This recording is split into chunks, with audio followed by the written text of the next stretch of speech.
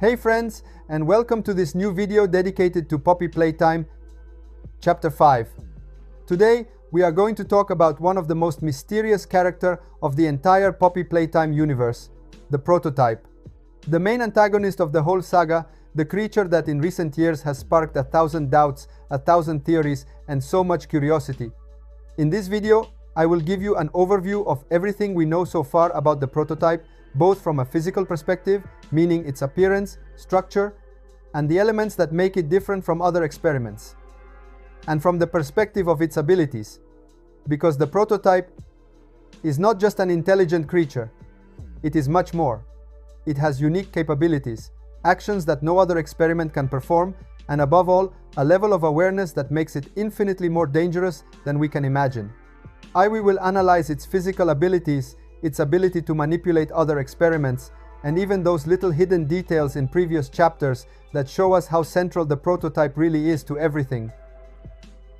The prototype is not just the main antagonist, it is the key to the entire story. Before we start, however, I remind you to leave a big like on the video if you love Poppy Playtime and want more content like this, and especially subscribe to the channel so you don't miss any updates, theories, or future analysis. Every subscription helps me a lot and allows me to bring even more in-depth content like this. So, get ready, because in today's video, we will analyze every detail of the prototype, every clue, and all the possible directions the story could take in Chapter 5. Now, let's get started. Now let's dive into the physical characteristics of the prototype. First of all, I want to clarify that we won't focus too much on the aesthetic appearance, because we've already talked about that in previous videos. Today, instead, we want to analyze how the prototype can use its physical features to become extremely dangerous. Let's start with its robotic arm, one of the most unsettling and lethal elements any Poppy Playtime antagonist has ever had. As we know, this arm is equipped with long, sharp claws, and in previous chapters, we have already seen how deadly they can be. At the end of Chapter 3, for example, the prototype managed to stab Catnap's head in an instant, showing incredible precision and strength. But it's not just lethal stabbing. These claws can be used to grab objects, tear parts off other experiments, drag things from a distance, and even manipulate the surrounding environment. Another moment that shows how dangerous the claws are was at the end of Chapter 2, when the prototype grabbed a part of Mummy Longleg's body and dragged it away effortlessly.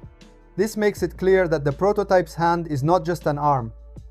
It's a real weapon, capable of striking, grabbing, mutilating, and even destroying anything in front of it. Anyone facing it must never get too close, because that arm alone is enough to make it a lethal enemy. But that's not all. The prototype also has very strong robotic legs, similar to a spider's, giving it incredible strength and stability. These legs not only allow it to move agilely, but they could also be used to break doors, knock down obstacles, or even attack anyone who gets too close. In other words, even the ground we walk on becomes potentially dangerous if the prototype decides to use its legs as attack tools. So, to recap, we have a sharp and lethal arm, capable of striking and grabbing, and strong robotic legs, which can destroy any obstacle and make every move of the prototype unpredictable. All this makes one thing very clear. We must never approach the prototype, because every part of its body can turn into a deadly weapon. Even underestimating it for a moment could cost us dearly. In short, the prototype's physical characteristics are not just an aesthetic detail, they are instruments of terror, weapons integrated into a body designed to dominate and destroy. And in the next chapter, we can be sure we will see these abilities used to the maximum.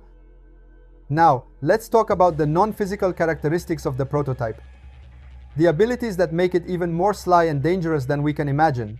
While its physical traits make it an immediate and tangible threat, its non-physical abilities turn it into a true mental predator, capable of deceiving us, manipulating us, and anticipating our moves. One of its most disturbing abilities is undoubtedly the power to imitate the voices of other characters.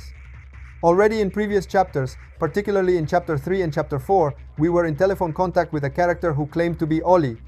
Everything seemed normal until the end of Chapter 4, when it was revealed that Ollie was actually not Ollie, but the prototype speaking, cleverly tricking us. This shows us how skilled it is at using its voice as a tool for manipulation. and we can only imagine how it will use this ability in Chapter 5. The prototype could create extremely effective psychological traps, making us believe we hear friends or allies in danger, or using familiar sounds to lure our attention to dangerous areas. Basically, we could be deceived even by a seemingly harmless voice or sound. This ability makes the prototype not only a physical enemy, but also a psychological threat, capable of making us doubt who to trust as we explore the game environment. But the ability to imitate voices is not the only non-physical trait that makes it dangerous.